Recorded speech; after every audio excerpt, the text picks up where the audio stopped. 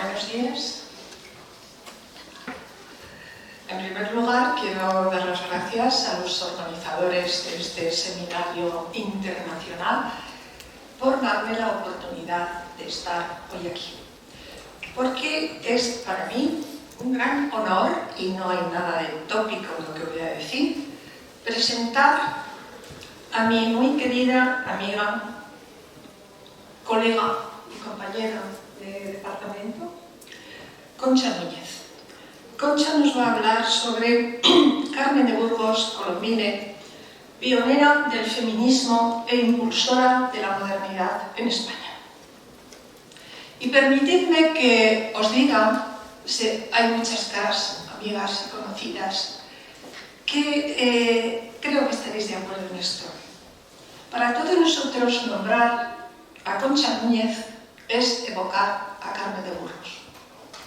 Y a la inversa, el nombre de Carmen de Burgos nos lleva directamente al de Concha Núñez. Hoy,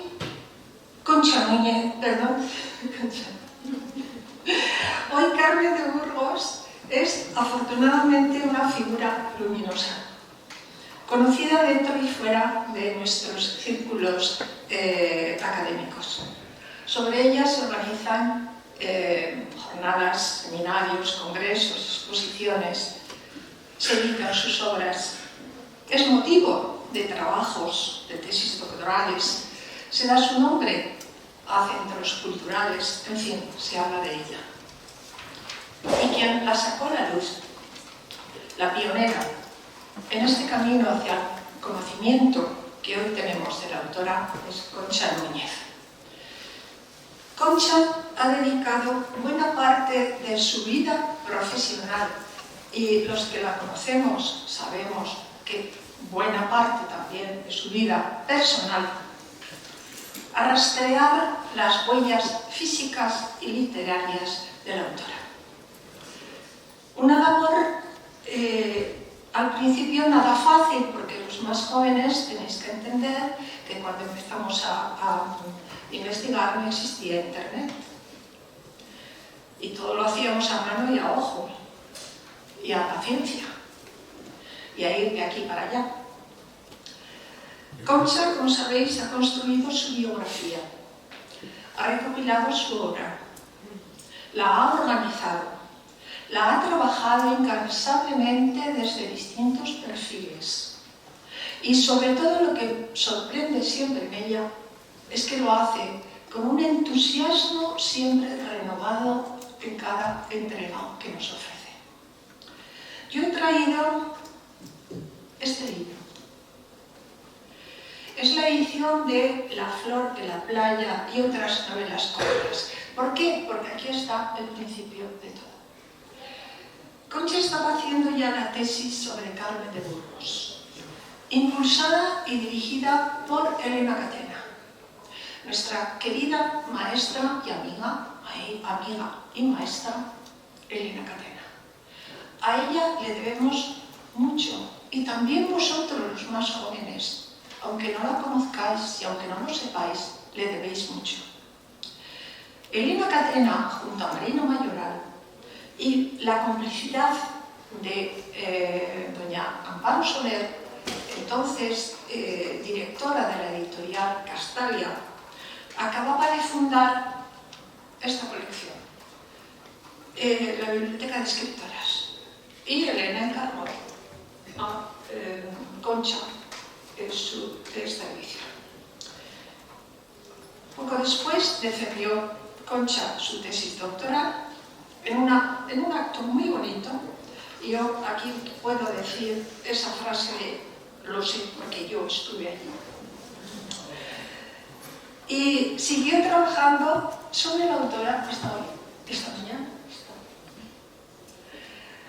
Bien, yo no voy a desgranar su amplísimo currículum, tiene fácil acceso, pero sí quiero destacar dos obras que yo considero como un regalo para todos nosotros.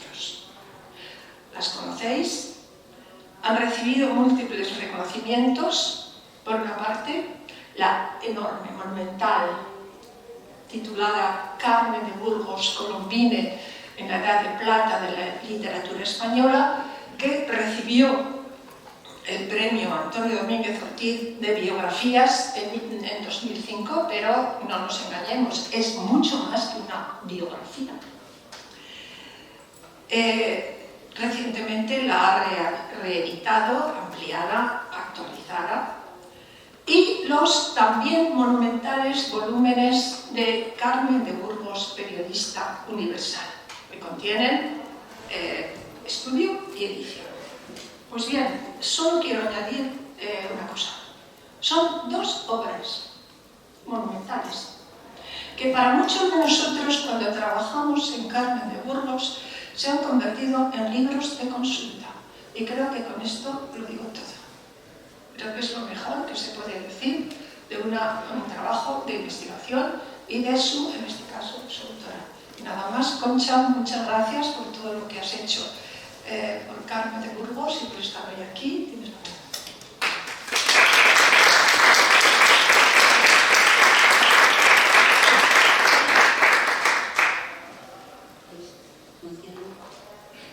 ¿Funciona esto? ¿Abajo? Así. Bueno, ya se me oye. Bueno, primero dar mi agradecimiento a la organización del acto, de este seminario, esa cabeza que lo dirige, que es Dolores Romero, y el coordinador del seminario, Emilio José Ocampos. Mi agradecimiento sincero por la oportunidad de ofrecer aquí en la UCM, en la Universidad Complutense, de ofrecer una posibilidad de sintetizar, y estoy contenta de que haya estudiantes, una oportunidad de difundir el significado de Carmen de Burgos. El significado de Carmen de Burgos es tan grande y es tan inabarcable en una hora ni en días, como bien ha contado Ángela, pues se necesitan muchos años. Pero en fin, lo que quiero decir es agradecimiento por la invitación, por haber dado tiempo para poder exponer un poquito más ampliamente que el tiempo dado a los otros participantes y, por encima de todo, para mí, con un significado muy personal, está Ángela Ena presentándome. No concibo un momento más dulce para mí en un acto, en una trayectoria, porque ha mencionado Elena Catena, me ha emocionado, estoy emocionada, pero me ha emocionado mi querida Ángela, porque tenemos en el pasado una amiga a la que quisimos muchísimo, que se llamaba Elena Catena. Y Elena Catena fue quien en esta vida me dijo que hiciera mi tesis sobre Colombine. La llamo Colombine.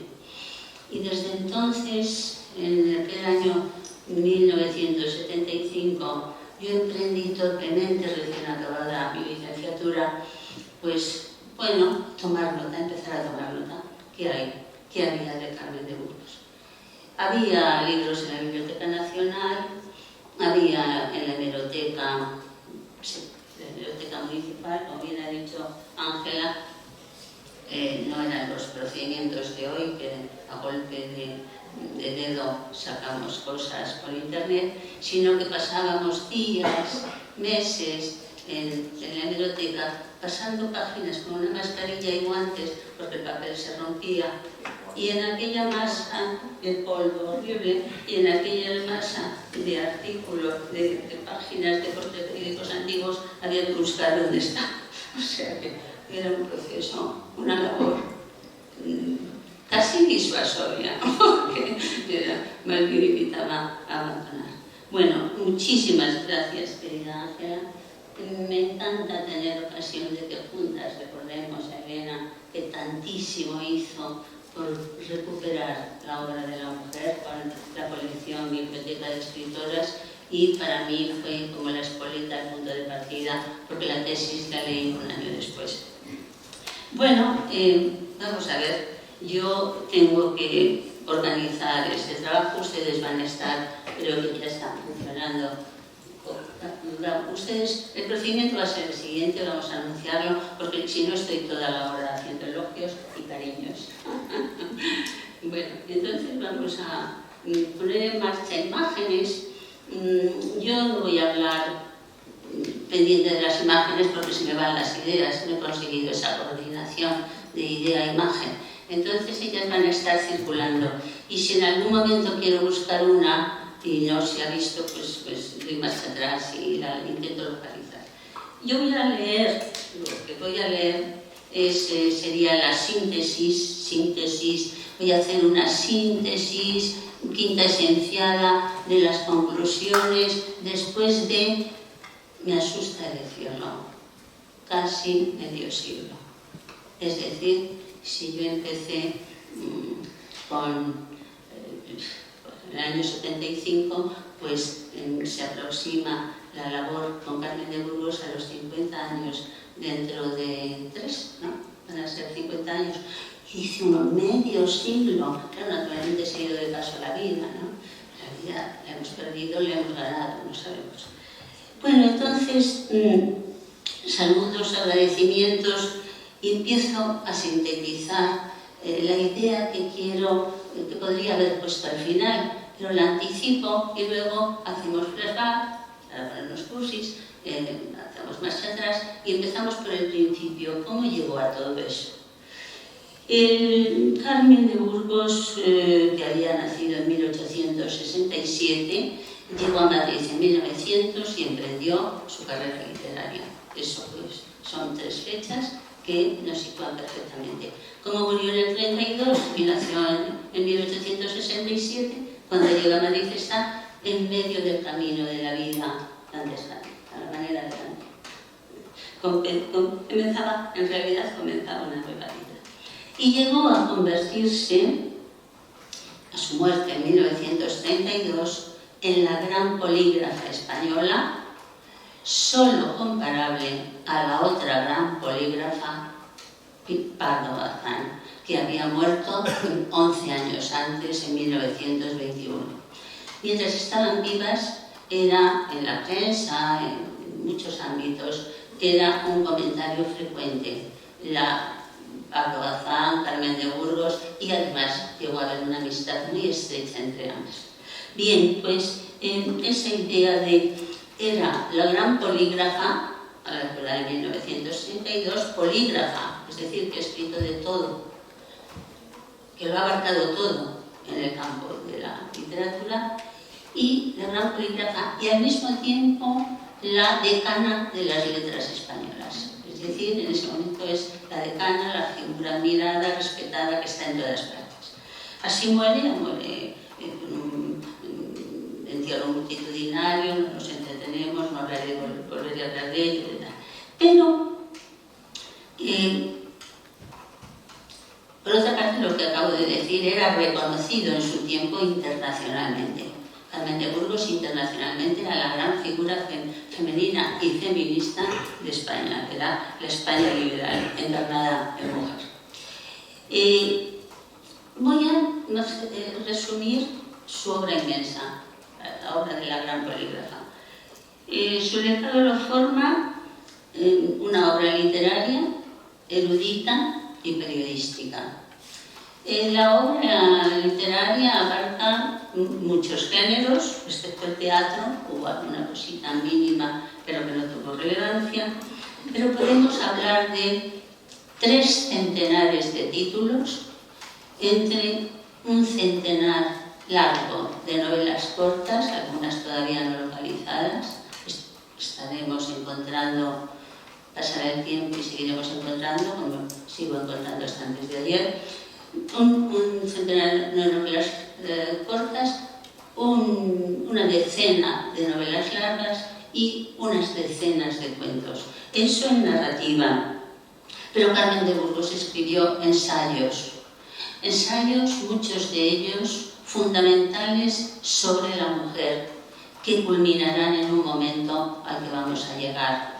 Escribió biografías fundamentales, la más fundamental, la biografía de Larra, que publica en 1919, fíjense, había llegado en 1900 a Madrid, 20 años después. Esa es la biografía canónica de Larra, lo contó todo, incluso el homenaje del 98 en el cementerio de San Nicolás ante la tumba de Larra, y que ella misma había realizado sin saber de ese homenaje, ella misma lo había realizado en el 1 de noviembre, el Día de los Santos, buscando la tumba de Larra y Espronceda.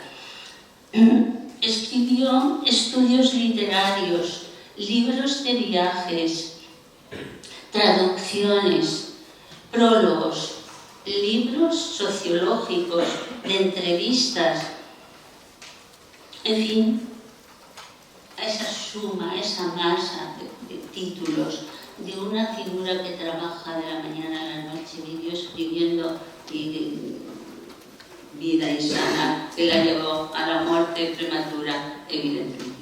Bueno, pues a eso se suma, fíjense, miles y miles de artículos. Yo he manejado en torno a 10.000 artículos para realizar esa obra que ha citado Ángela Ena, es decir, Carmen de Burgos, periodista, decantar de esos miles y miles de artículos, pero ¿dónde? No solo en la prensa española, en la prensa internacional, desde Nueva York, ella publicaba en Nueva York, publicaba en La Habana, publicaba en México, en Argentina, en Chile. Era una gran figura de prestigio, una gran escritora que publicaba en todo el mundo del ámbito hispánico. Junto a esa labor, conferencias en las más prestigiosas tribunas en todos los países que recorrió, pronunció conferencias. El primer gran viaje en 1913 a Argentina, fue invitada específicamente a dar conferencias que dio sobre cuestiones de literatura, arte, pero sobre todo también sobre la situación de la mujer. Conferencias, por ejemplo, en el año 22 en el Louvre y en la Sorbona, en conferencias en la Asociación de la Prensa de Roma, es decir, conferencias allá donde iba, en todas las universidades de América. En España, las más prestigiosas instituciones, muchas de ellas las conservamos como textos y forman parte del grupo que podemos considerar los ensayos.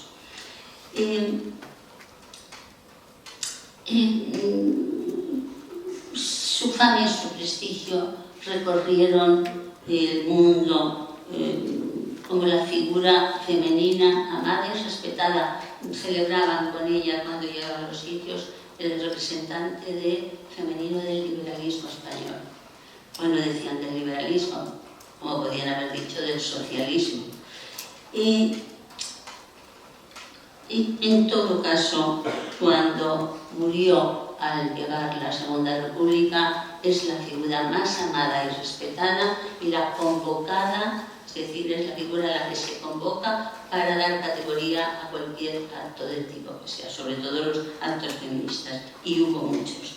Terminó su vida prácticamente entregando las últimas energías, pues que estuvo en todo aquello que reivindicara. Estamos hablando del 31, los pocos meses de vida que tuvo en la República, reivindicando las grandes causas que había empezado a reivindicar muchísimos años atrás.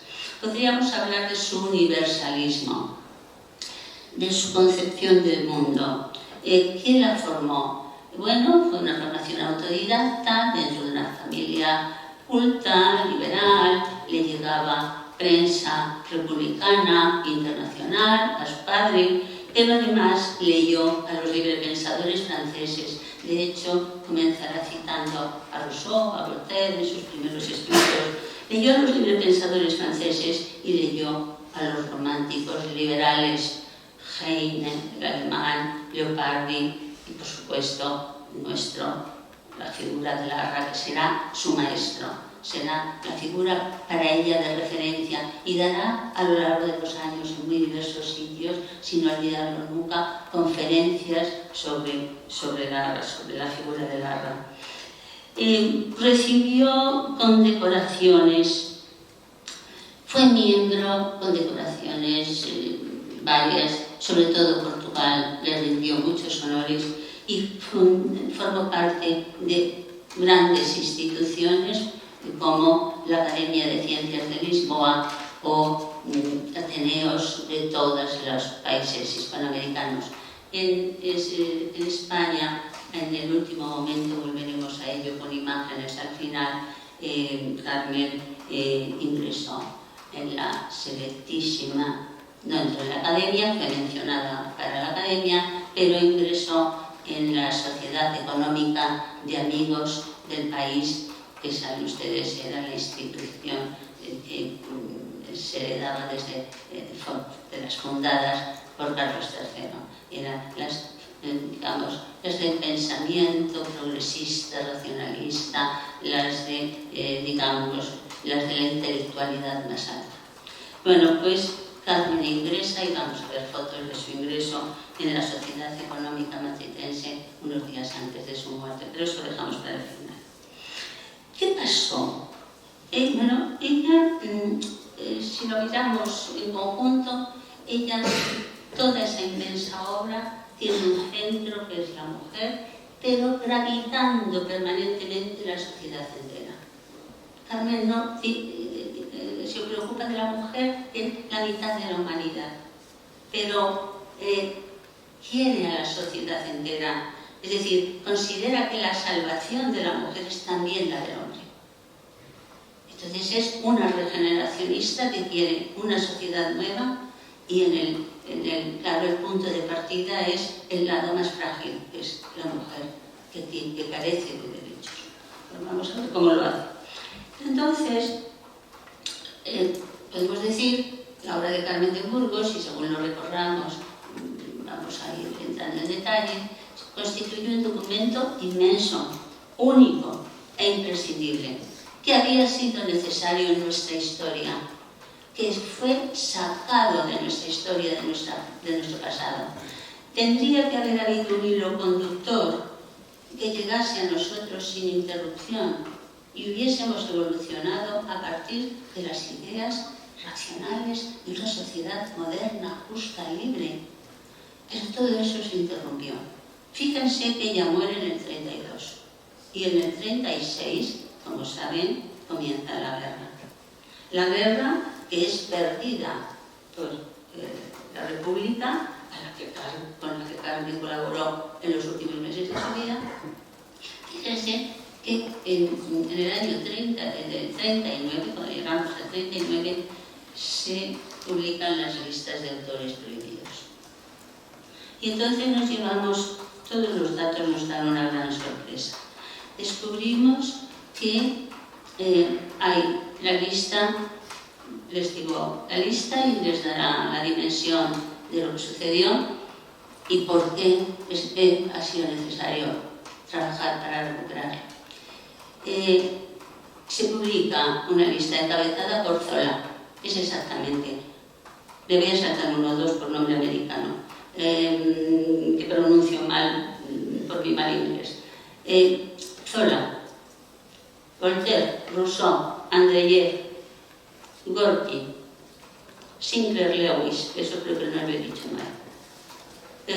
Novena, Carmen de Burgos.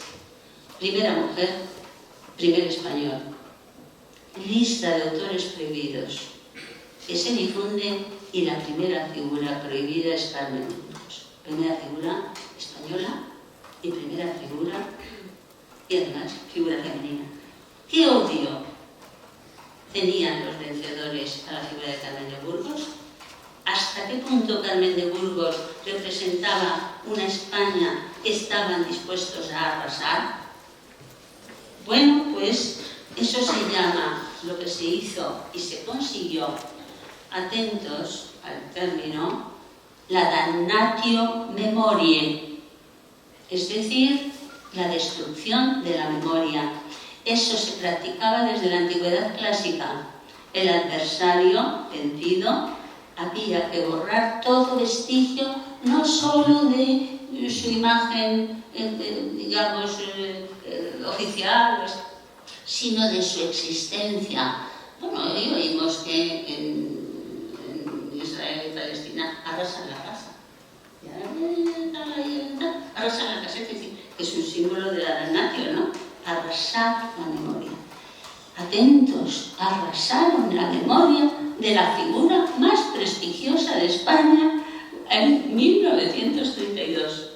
7 años después está ahí puesto, preparado, la primera, fuera. Vamos a por otra mujer que consiguieron crear, claro, y duró décadas, que desviaron por otro camino. Es decir, tendría que renacer las fuerzas, es decir, no entramos en lo que vino después. Lo que digo es, ¿por qué ha habido que buscar a Carmen de Burgos? Por este decreto, por la destrucción de su memoria, la damnatio memoriae. Bien, ¿y qué sucedió? Pues fíjense, si muere en el 32, en el 39 la prohíben, año 75, les digo que empiezo mi tesis, imagínense, no pude leerla hasta 15 años después, les causará risa a los que hoy en día hacen tesis doctorales en tiempos razonables. Menos mal que tenía una cátedra con la cual podía subsistir, no necesitaba, podía permitirme esperar, quizá esa fue la razón, que podía permitirme esperar e ir buscando lentamente. Bueno, pues esa labor arqueológica que ha durado ya para 5 décadas, acaban de publicarse la segunda edición de la biografía que ha mencionado Ángela, se publicó en el 2005 por primera vez, la tesis en 1991, y lo que quiero decirles con esto es, y si no quiero aburrirles, es que ha sido preciso, porque no, vamos a ver, la propia familia es destruida, es decir, no queda rastro al que acogerse, un sueño que podríamos poner ahí, un sueño dorado, seguramente imposible, es la inmensa correspondencia que guardaría Carmen de Burgos con las grandes figuras de la época, porque vamos a los epistolarios de otro, de demás, y ahí están las cartas de Carmen de Burgos, pero ¿dónde están todas las que recibió Carmen? Que a lo mejor echaron precipitadamente al fuego su pobre hermana, ¿no? Bien, entonces la labor arqueológica se ha realizado en todo tipo de centros documentales, todas las bibliotecas, todas las españolas, principalmente la Biblioteca Nacional, pero piensen que ha habido que visitar bibliotecas y hemerotecas de Washington, de Nueva York, de México, de Cuba, de Chile, de Argentina. Sumen horas de búsqueda para poder documentar qué pasó. Dice, estuvo en Chile. Ah, ¿pero qué hizo en Chile? Pues la prensa de Chile, día a día, durante todo el tiempo de su estancia, todos los homenajes, todas las acciones, todas las conferencias. De modo que si no se consultaba aquello en las hemerotecas originales, no se podía llegar a reconstruir toda la verdad, toda la dimensión, esa dimensión internacional. Bueno, pues ya voy a empezar. ¿Cuánto tiempo me queda? Esto es el preámbulo. ¿Cuánto tiempo me queda? Yo no suelo tener control del tiempo, pero yo quiero que me sugieras si tengo 3/4 de hora o ya no. Vamos por la mitad. Te quedan 25 minutos. Bueno, ¿es que me alargan un poquito? Bueno, tenemos programado hasta las 12:30. Perfecto. ¿Son las 12? No, son 5. Bueno, empezamos. Cuando Carmen de Burgos publica en 1900, cuando llega a Madrid, trae un librito que se titula Ensayos literarios, un modesto librito, podríamos decir, de reportajes, de las cosas que ha escrito. Y ya publica un brevísimo ensayo, La educación de la mujer, en el que vierte ideas. Cuento esto, que paro aquí, que es una cosa muy pequeña, para mostrar que desde 1900, desde antes de su llegada, tiene muy claro su objetivo respecto a la defensa de la igualdad de la mujer. Defiende cosas como la educación, pero ¿qué educación? Claro, la educación, no todos cuestionaban el tipo de educación, era fundada en la razón. La mujer debe ser consciente, lúcida. Está creando a la mujer moderna, la había creado ya en sí misma y está proyectando la imagen de lo que concibe como la mujer moderna, lúcida, independiente económicamente, condición eterna para la verdadera libertad. Cita Rousseau, dice, los que quieran hombres grandes y virtuosos que eduquen a las mujeres en la grandeza y la virtud, la mujer educadora de hombres. Bien, dice, expresa esas ideas y piensen que en ese momento, ese ensayo que claro tuvo poca trascendencia, pero las ideas suponían una subversión total. Imaginen que las dice ahora una escritora en Arabia Saudí o en Afganistán, en fin, tienen añadido el problema del velo, pero la situación era muy parecida en España, repito, dentro de otro plano religioso. En 1901 comienza a publicar en la prensa. Creo que hemos visto ya, voy a dar mucha marcha atrás realmente, creo que hemos visto ya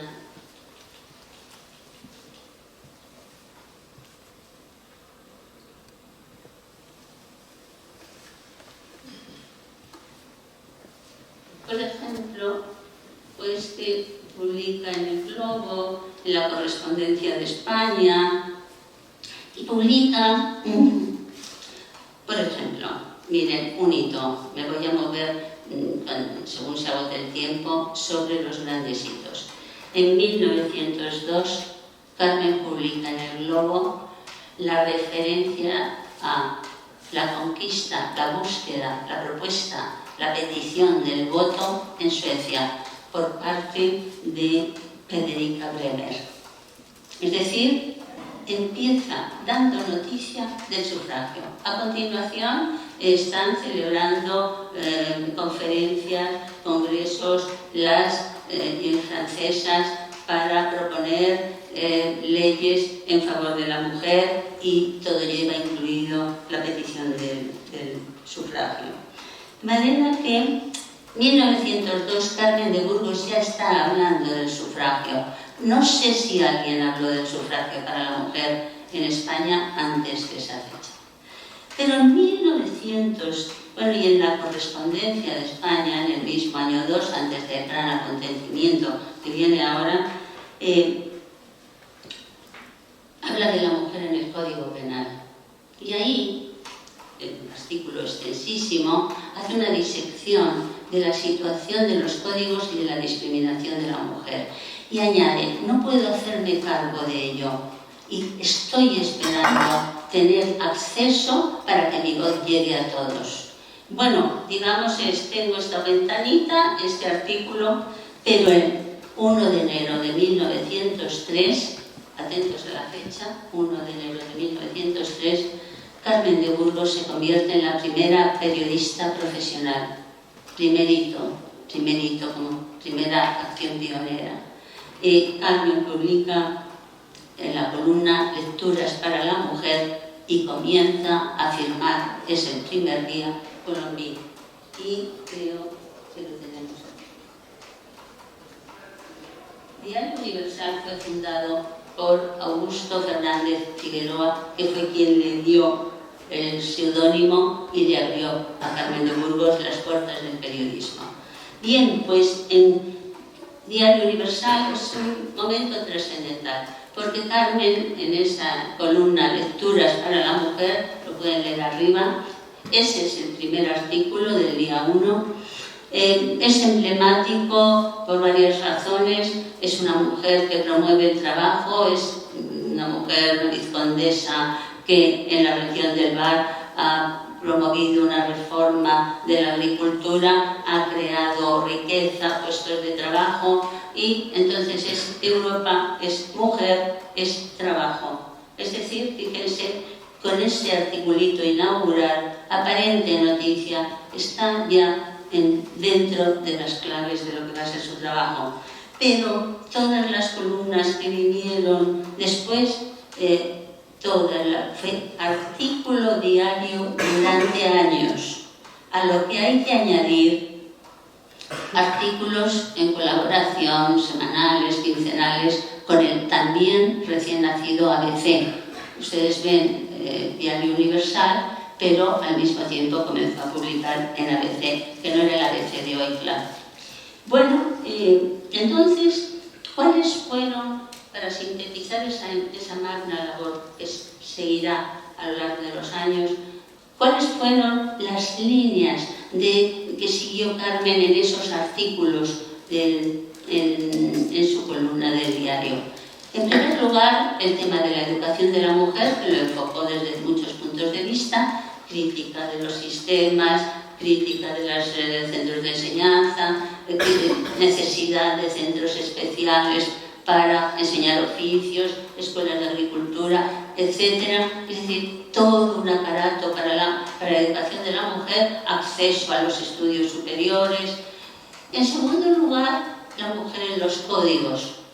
La mujer en los códigos, lo consideraba Carmen su labor más árida, pero constantemente llama a las mujeres a leer los códigos para que comprendan la discriminación que sufren por la ley. Es decir, utilizamos siempre el artículo 437 que eximía de pena al marido que mataba a la mujer por sorprenderla en adulterio, un coladero para matarlas, claro. Es decir, has sido adúltera, te mato y además quedo libre. Pero hace un relato ella sucesivo, regresa periódicamente a ese asunto, no quiere cansar al público, es decir, mezcla muy bien los temas para que no se pierda la atención. Entonces, bueno, pues les habla de que no pueden hacer nada, que no pueden heredar, que no pueden testar, que no pueden poseer, que todo ha de ser, que somos menores bajo la tutela, sometidas a tutela, que ya sabemos que era pasar del padre al marido.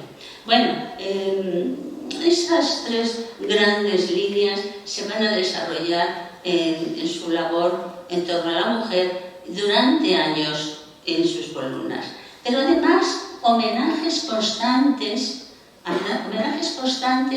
a figuras del pasado, españolas, pero también extranjeras, figuras del presente. Por ejemplo, Carmen habla de Madame Curie, que acaba de descubrir el radio. Es decir, las antiguas, las modernas, va dando noticia de toda mujer sobresaliente en las artes, en la ciencia.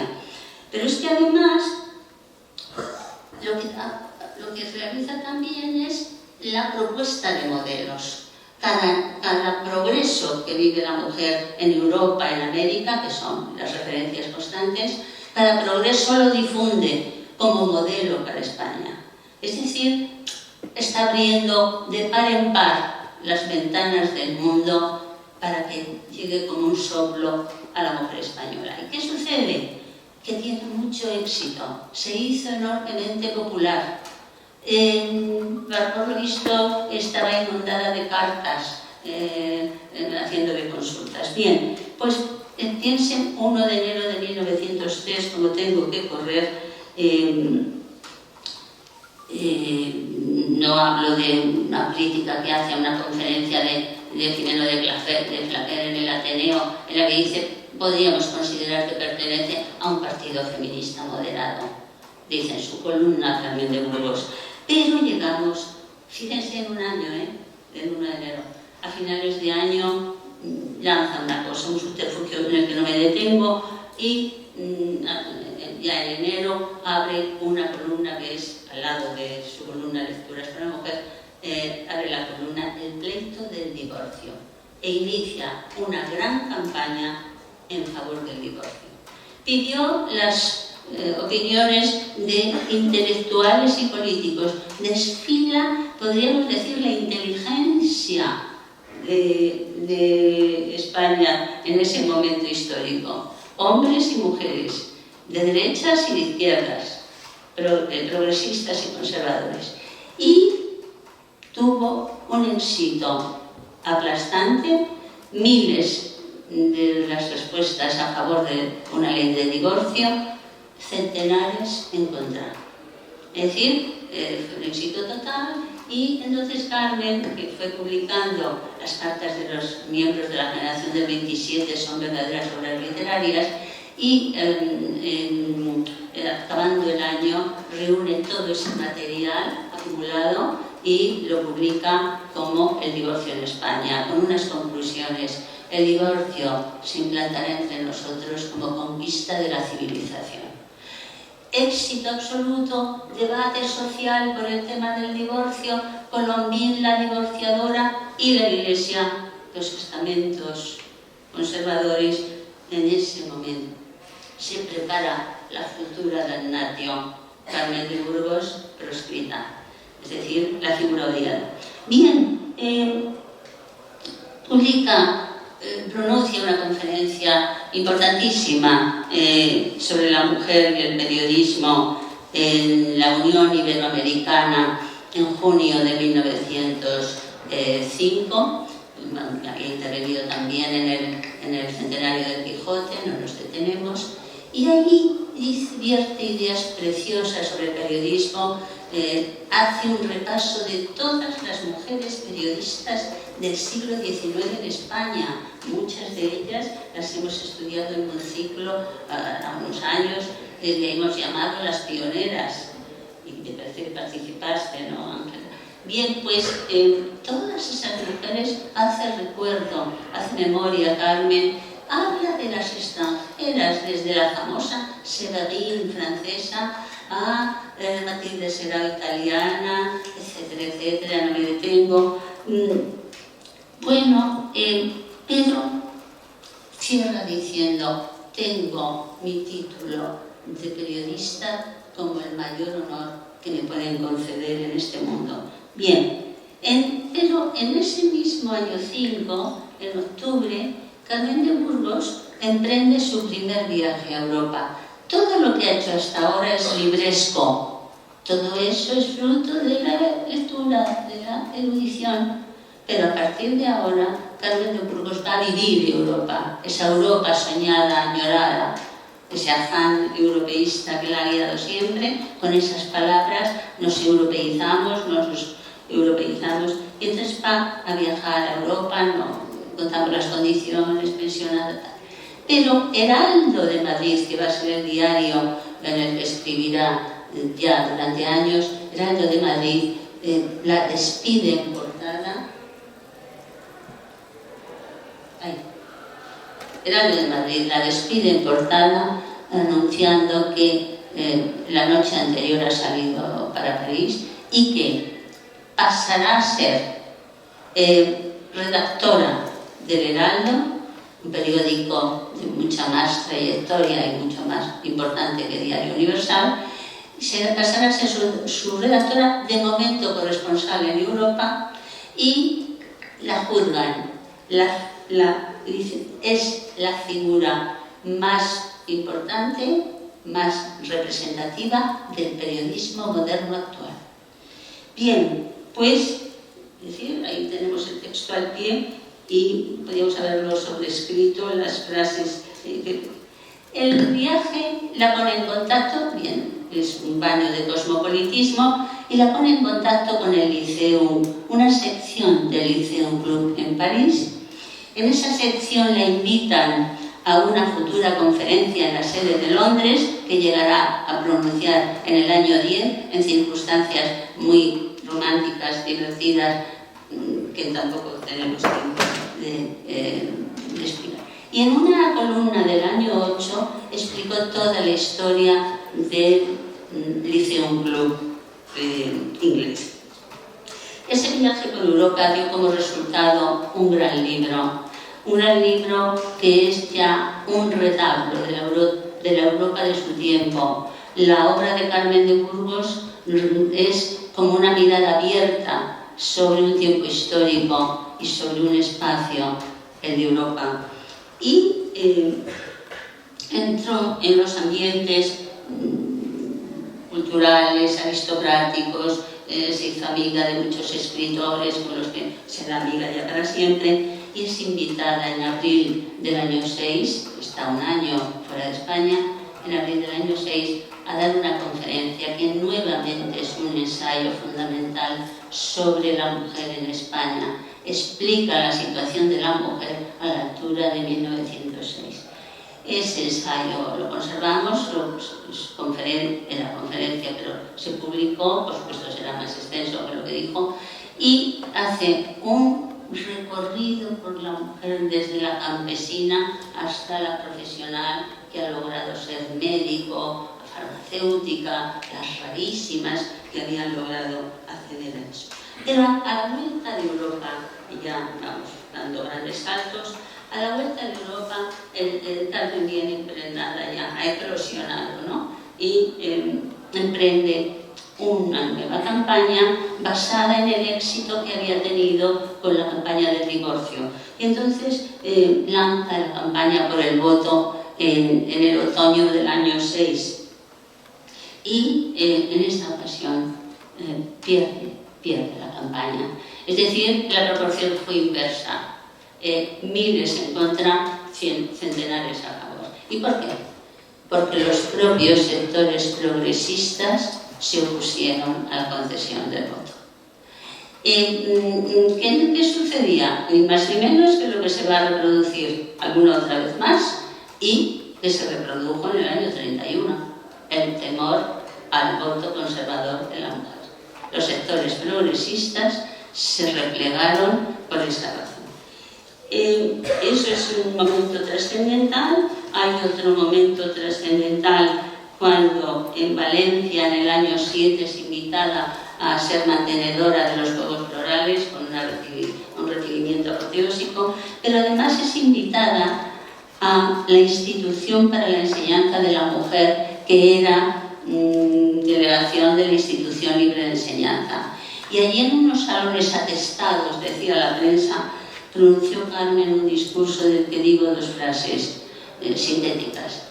Es decir, después de las explicaciones dice: quiero para ambos sexos idénticos derechos, las mismas leyes e igual educación.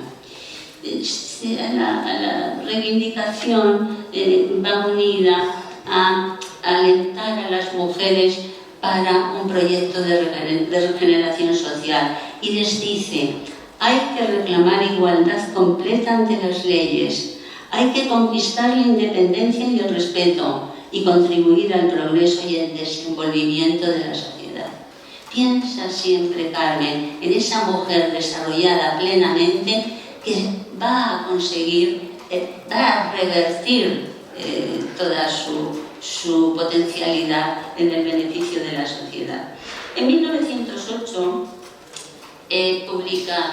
dirige su revista crítica, en la que hay, nos metemos ya en el mundo literario en el que no puedo entrar, Cuentos de Colombine, que es su primera gran presentación como narradora. En el año anterior, en el año 7, ha colaborado por primera vez en las colecciones de novela corta, en el Cuento Semanal, que fue la colección pionera. Pero en ese año 8, en la primavera, Pilla Arzuaga, secundado por Morote y Canalejas, que va a ser presidente del gobierno en el año 10, los tres políticos proponen una enmienda en la Cámara para conceder un voto restringido solo a mujeres en fin, con responsabilidad familiar y además un voto municipal, etc. Tímidamente esas figuras progresistas proponen esa concesión del voto a la mujer y naturalmente se pierde. Al parecer algún diputado gritó por los pasillos: "No quiero colombines", y Carmen contesta al día siguiente en una columna: "Ahí mísera de mí, ahí infeliz", dice humorísticamente, pero dice: "La pérdida del voto ayer en la Cámara es el primer paso para el triunfo del sufragio femenino en España". Dice, porque esto nos hará reaccionar para procurar organizar un partido sufragista siguiendo el modo de las inglesas. Bueno, en 1909 otro hito de su carrera es que se hace corresponsal de guerra en Melilla. De las muchas imágenes que conservamos, algunas, ha perdido la votación ayer en el Congreso, ¿lo ven? Estamos con Colombín en Melilla, eso es una portada, también con sombrero, una portada de ABC, pero se conservan fotos y aún hay descubrimientos recientes preciosos. Fotos de esa presencia, un gran documento, porque compone su primer gran texto antimilitarista y además anteponiendo opiniones de grandes figuras históricas, filósofos, políticos, autores como Tolstoy, en fin, bueno, no nos podemos parar. También es otro momento fundamental en su carrera literaria porque publica su primera novela larga, Los inadaptados. Pero en 1910 ocurre otro gran acontecimiento. En el año 9 Galdós ha fundado con el Partido Socialista la coalición republicano-socialista. Y entonces surge, cuando llega al gobierno Canalejas defiende, recuerden que la educación estaba en manos de la Iglesia, defiende primero la inspección de la enseñanza en las iglesias, pero además la creación de escuelas laicas. Bien, eso produjo una sublevación convocada además desde los obispados. Una gran sublevación, es la primera sublevación contra Canalejas, que como saben acabaron matándole. Y en ese caso, Carmen, amiga de Galdós, muy coordinados, organiza un meeting en el Teatro Barbieri para defender, convocando a las mujeres liberales, dice entonces, a las mujeres liberales para la lucha en favor de las escuelas laicas frente a las clericales. Y esa mañana del meeting se corresponde con la gran manifestación que por la tarde encabezó Galdós y que recorrió, estamos en julio de 1910. Bien, pero es que Carmen en 1910 ingresa en el Partido Socialista Obrero Español. Es decir, por primera vez, cuando ha alcanzado la gloria, ofrece, diríamos, su prestigio, su imagen, lo ofrece para ponerlo al servicio de la causa social. Pronunció conferencias en todas partes, en distintos países, nos dejó documentos de la Europa de su tiempo, en sucesivos viajes por los Países Bajos. Hay un viaje de 1914 que la lleva hasta Cabo Norte, describiendo la sociedad del bienestar europeo que ella desea para España, pero a su regreso ha estallado la primera Guerra Mundial y Carmen es atrapada por los acontecimientos, corre el peligro de morir, etcétera, etcétera. Me salto todos sus vínculos con Portugal. Portugal le concedió todos los honores. ¿El tiempo está cumplido? ¿Sí? Bueno. Entonces, funda en 1920, lo diré ya telegráficamente, a semejanza de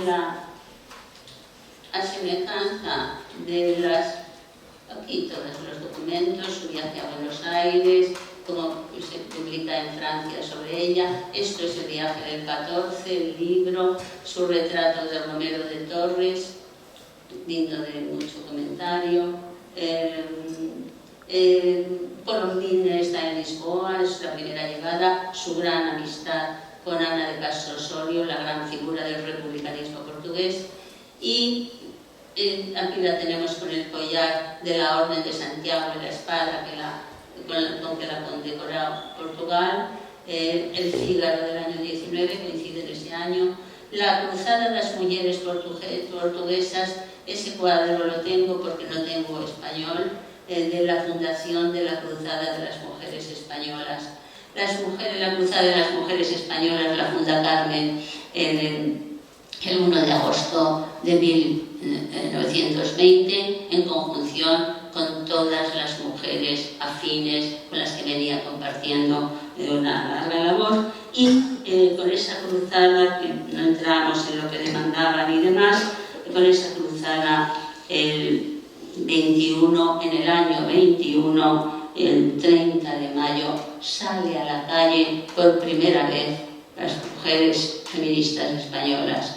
La cruzada de Carmen de Burgos, salen a la calle y caminan por la carrera de San Jerónimo hasta el Parlamento para entregar su pliego de demandas, que es, lo sintetizo, todos los derechos de la mujer, la ilegalización de la prostitución. Recuerden ustedes, la postura progresista es la prohibición de la prostitución.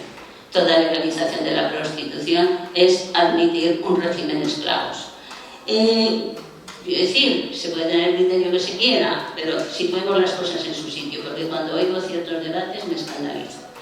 Entonces, llega otro acontecimiento casi inmediato, y es que la mexicana Elena Arizmendi funda en Nueva York Feminismo Internacional. Y esa organización, que pretende reunir la potencia de todas las mujeres del ámbito hispanohablante, le ofrece la presidencia a Carmen de Burgos. Hasta su muerte será la presidenta de la Cruzada de Mujeres Españolas y será la presidenta de la Liga Internacional de Mujeres Ibéricas e Hispanoamericanas.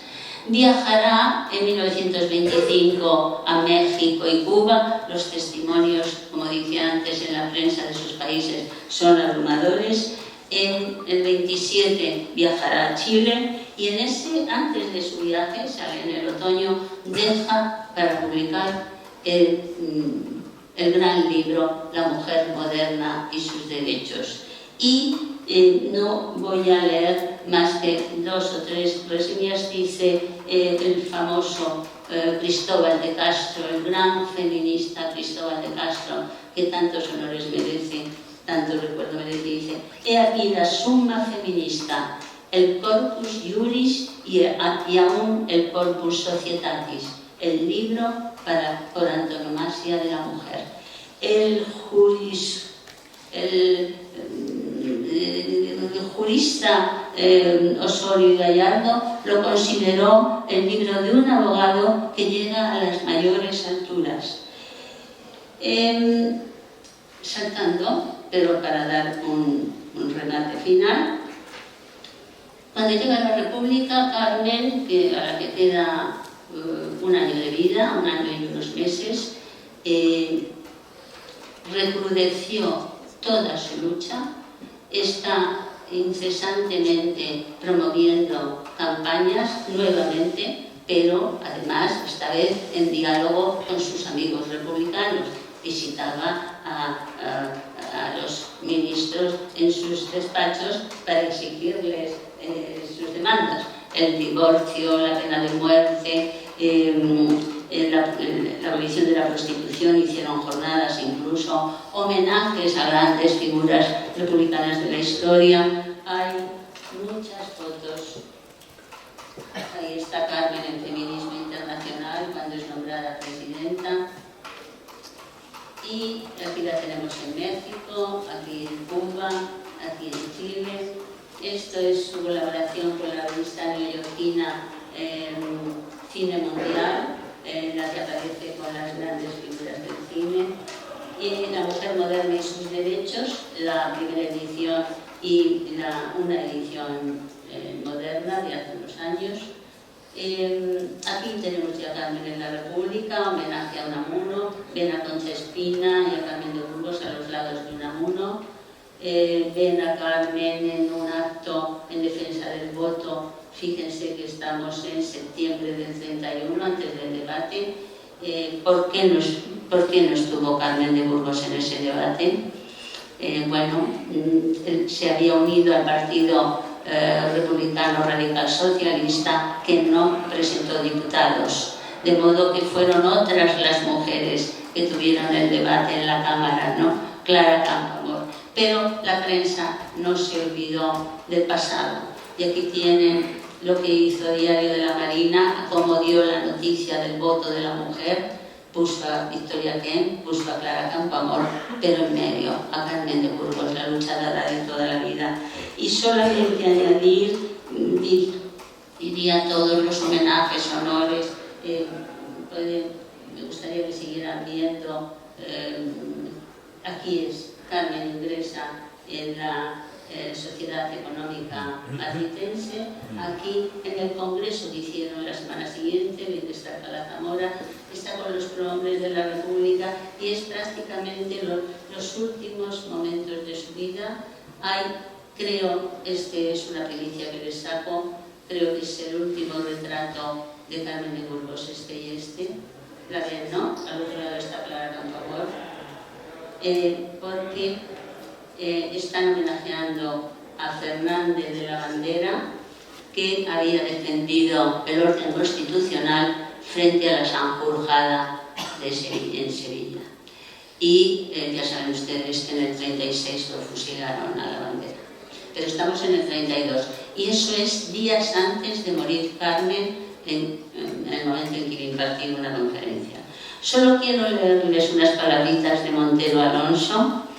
Dice Montero Alonso, justo, fíjense, el 24 de octubre, cuando el voto se aprobó el 1 de octubre, dice: divorcio, voto femenino, igualdad de los hijos ante la ley, estas nuevas realidades españolas, cómo dieron sus primeros pasos entre nosotros, cómo fueron hallando eco y calor antes de ser letra viva en los preceptos constitucionales, quién lanzó las semillas generosas que al fin, tras la hostilidad y el hielo de muchos años, llegan hoy a puerto de triunfo.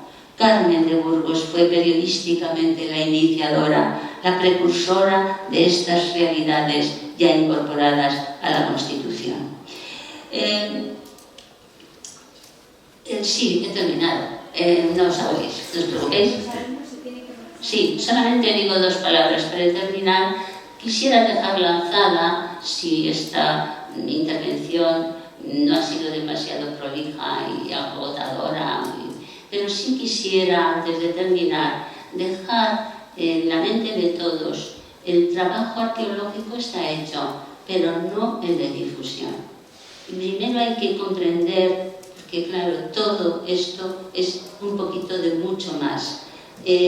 Creo que tenemos, y creo que esa labor está en manos de todos, profesores, estudiantes, instituciones, creo que tenemos que conseguir devolver a Carmen de Burgos al lugar que le corresponde en las letras españolas.